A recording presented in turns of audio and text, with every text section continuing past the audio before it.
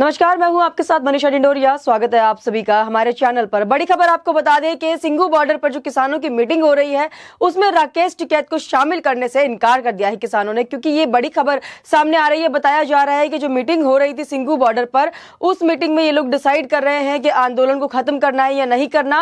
और काफी सारे किसान संगठन अभी भी वहां पर मौजूद है और वो सभी किसान संगठन मिलकर मीटिंग कर रहे हैं और ये तय करने की कोशिश कर रहे हैं कि जब सरकार हमारी सभी मांगे पूरी कर रही है एक कर और सरकार अपने कदम पीछे ले रही है और आंदोलन को खत्म करने का पूरा प्रयास कर रही है और हमारी सभी मांगों को सुन रही है और मान रही है, तो क्यों ना हम भी सरकार की तरफ थोड़ा झुकाव करें और अब इस आंदोलन को खत्म कर दें। ये कई सारे किसान संगठन और कई किसान नेताओं का भी मानना है। और वहीं अब खबर यह आ रही है कि सिंघू बॉर्डर पर जो मीटिंग है उसमें राकेश टिकैत को शामिल नहीं किया गया है, उनको उस मीटिंग से बाहर रखा गया है। तो राकेश टिकैत के जैसे भी कारनामे वो कर रहे हैं इस आंदोलन के दौरान और जिस तरीके से बयानबाजी वो कर रहे हैं, इससे जितने भी किसान संगठन हैं उनको ये समझ में आ गया है कि राकेश टिकैत उनका काम खराब करने का काम ही कर रहे हैं शुरुआत से ही। ना तो वो उनको सरकार से बातचीत करने देते हैं और ना ही उनकी मांगों को सामने रखने देते हैं, क्योंकि राकेश टिकैत खुद ही एक उभरता हुआ चेहरा बनना चाहते हैं हमेशा ही, और एक साल से वो यही कर रहे हैं। जो भी मांगे होती है खुद आकर सामने बोलते हैं, खुद कैमरा के आगे आ जाते हैं और बड़बोलेपन से अपने कुछ भी बोल जाते हैं, जिससे कि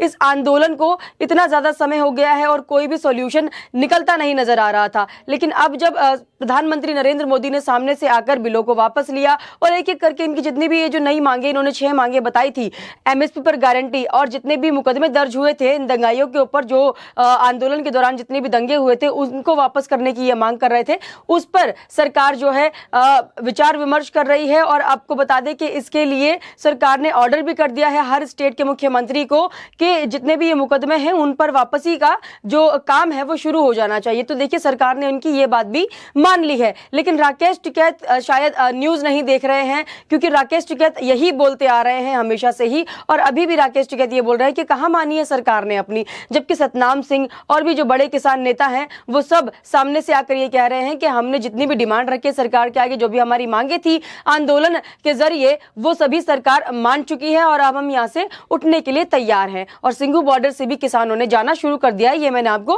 पहले ही बताया था। अभी एक निजी चैनल पर राकेश टिकैत इंटरव्यू दे रहे थे। उस इंटरव्यू के दौरान जब उनसे पूछा गया कि सतनाम सिंह और भी कई किसान नेताओं से जब उन्होंने बात की, तो उन किसान नेताओं का यह कहना है कि सरकार हमारी सारी बातें मान रही है, तो अब हम ये डिसाइड करेंगे कि हमें आंदोलन को कब खत्म करना है। वहीं राकेश टिकैत, आप ये बोल रहे हैं और आपका जो बोल है वो बिल्कुल अलग है उन किसान नेताओं से, और आप ये बोल रहे हैं कि हम सरकार ने हमसे कोई बातचीत नहीं की है और हम अभी आंदोलन नहीं खत्म करेंगे। तो ये दो जो जत्थे बने हुए हैं किसान नेताओं के और किसान संगठनों के, एक जो किसान नेताओं का जत्था है वो कहता है कि सरकार बिल्कुल सही बोल रही है और सरकार ने हमारी मांगे पूरी कर ली है, तो हमें भी सरकार की बातें माननी चाहिए और आंदोलन को खत्म कर देना चाहिए। और एक जो जत्था अपना बना के बैठे हैं राकेश टिकैत, वो इस आंदोलन को खत्म करना ही नहीं चाहते हैं, क्योंकि राकेश टिकैत बौखला रहे हैं। आंदोलन के नाम पर जो इन्होंने दंगे मचाने का एक क्रेडिट लिया हुआ था और दंगा फसाद करना चाह रहे थे, क्योंकि 26 जनवरी फिर से आने वाला है, तो ये सोच रहे थे कि फिर से इन्हें लाइमलाइट मिल जाएगी। जैसे पिछली बार इन्होंने दंगे मचाए थे, ऐसे ही दंगे मचाने की जो इनका षड्यंत्र था वो फ्लॉप होता हुआ नजर आ रहा है इन्हें, इसलिए ये बौखला रहे हैं। और बौखलाहट में देखिए पत्रकारों के साथ अभद्रता कर रहे हैं, पत्रकारों पर ये गलत इल्जाम लगा रहे हैं। जैसे कि आर भारत के एक पत्रकार पर इन्होंने इल्जाम लगाया कल ही, जब वो उनसे सवालात करती है और उन सवालातों का जवाब देने के बजाय ये उन्हीं पर इल्जाम लगा देते हैं कि हम मेरे साथ बदसलूकी हो रही है।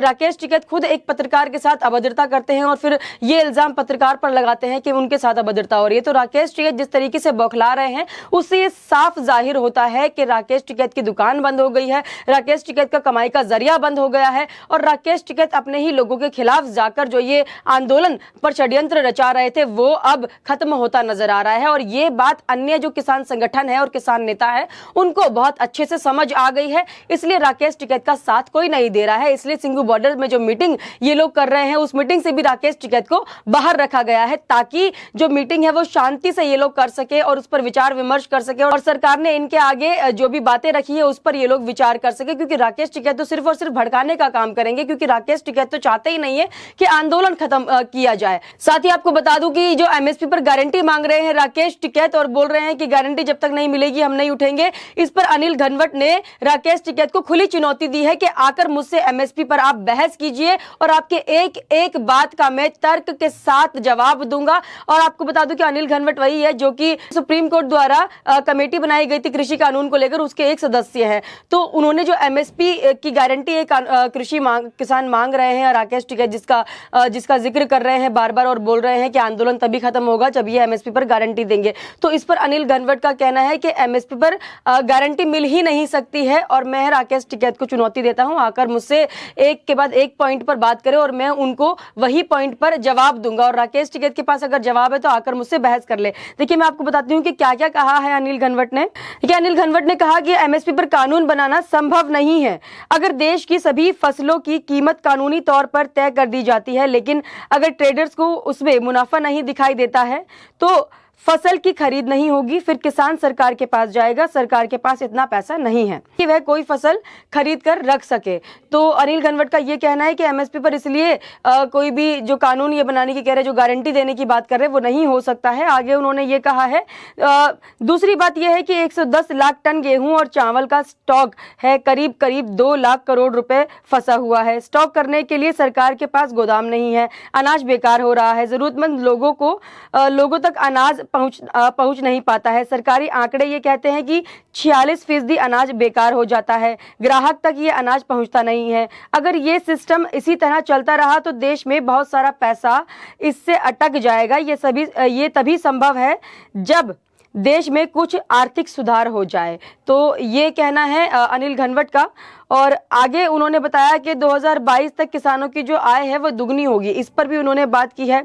तो ये जो सारे इंपॉर्टेंट पॉइंट थे उन्होंने बताए अपने एक इंटरव्यू में, और उन्होंने ये साफ कर दिया है कि एमएसपी पर गारंटी नहीं दी जा सकती, ये संभव ही नहीं है। अगर ये करते हैं तो किसानों को ही इससे नुकसान हो सकता है और सरकार पर भी प्रभाव पड़ सकता है। तो ये जो उनकी जिद है उसको समझ पाना बहुत ज़्यादा मुश्किल है, क्योंकि उन्हें भी समझना चाहिए कि देश में जिस तरीके से काम हो रहा है और किसानों के लिए जिस तरीके से सरकार काम कर रही है, उनके हक की लड़ाई के लिए या फिर उनके जो हक है उन्हें दे रही है, इसके लिए अगर आप चाहते हैं कि सरकार से बातचीत करें तो आपको सारे मुद्दों को समझना होगा और उनको एक एक करके सामने रखना होगा। और आप में इतनी हिम्मत भी होनी चाहिए कि आप के आगे कोई पॉइंट रखा जा रहा है तो आप भी उसे समझे। देखिए राकेश टिकैत चाहते हैं, क्योंकि जब 11 दौर की बातचीत हुई थी किसान नेताओं की और कृषि मंत्री नरेंद्र सिंह तोमर की, तब भी इन लोगों ने यही रवैया दिखाया था। ये लोग मौन रहते थे, कुछ बातचीत नहीं करते थे। इन लोगों की सिर्फ एक ही डिमांड होती थी कि 3 कानून रद्द कीजिए। तो 3 कानून रद्द होने के बाद अब ये फिर से वही चाहते हैं राकेश टिकैत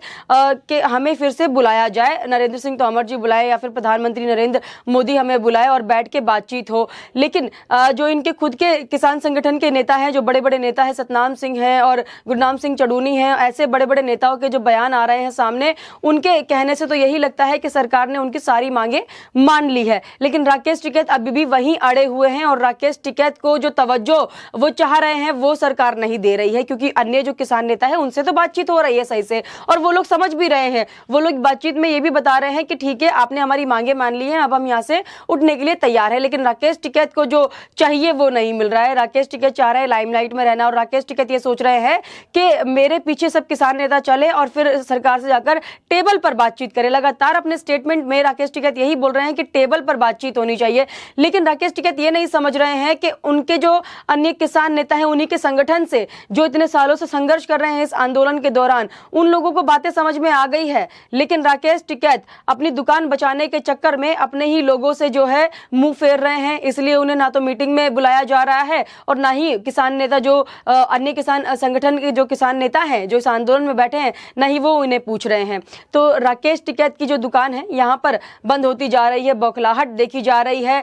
और अब ये देखना भी दिलचस्प होगा कि जिस तरीके से प्रधानमंत्री नरेंद्र मोदी ने एक एक करके इनकी सभी मांगे मान ली है, जहां ये लोगों को उम्मीद थी कि हमारी कोई मांगे नहीं मानी जाएगी। पहले ये कह रहे थे कि प्रधानमंत्री नरेंद्र मोदी बिल को रद्द कर ही नहीं सकते, वो भी हो गया। फिर इन्होंने अपनी 6 नई मांगे लेकर आए, एमएसपी और भी नई नई जो इनकी मांगे हैं कि जो किसानों की मौत हुई है उनके लिए मुआवजा दीजिए, ये दीजिए, वो दीजिए, मुकदमे हटाइए। तो इस तरीके की कई सारी इन्होंने डिमांड रख दी थी सरकार के आगे। तो सरकार ने इनकी वो जिद भी पूरी की, क्योंकि सरकार चाहती है कि देश में शांति बहाल बना रहे, देश में दंगे फसाद ना हो। ये जो बाहर से अराजक तत्व आ रहे हैं हमारे देश में, जो आतंकवादी गतिविधियां हो रही हैं, जो 26 जनवरी पे ये राकेश टिकैत फिर से धमकी दे रहे हैं, हो सकता है कि राकेश टिकैत को बाहर से कोई ऐसा संदेश आया हो कि 26 जनवरी पे फिर से कुछ बड़ा करते हैं, जैसे कि पिछली साल इन्होंने 26 जनवरी पे दंगे किए थे, तभी राकेश टिकैत ने निडर होकर पूरे मीडिया के सामने इस तरीके का बयान ध्यान दिया कि सरकार सुधर जाए, नहीं तो 26 जनवरी फिर से आने वाला है। तो राकेश टिकैत बिना सोचे समझे तो ये बोलते नहीं होंगे, उन्हें बाहर से ऑर्डर होते होंगे तभी ये सब बोलते होंगे। तो सरकार ने इन्हीं सब बातों का ध्यान रखा और इनकी सभी मांगे एक एक करके मान ली, क्योंकि उन्हें देश में अमल और चैन चाहिए, ना कि दंगा फसाद जो कि राकेश टिकैत करने की कोशिश कर रहे हैं। तो अब उन्हीं के लोग उन्हें बाहर निकालकर फेंक रहे हैं राकेश टिकैत को, क्योंकि वो लोग समझ गए हैं राकेश टिकैत सिर्फ और सिर्फ फर्जी आंदोलन चला रहे हैं और अपने बारे में ही सोच रहे हैं। आप हमें कमेंट करके जरूर बताइएगा आपका इस पर क्या कहना है। हमारे साथ ऐसे ही बने रहिए। धन्यवाद।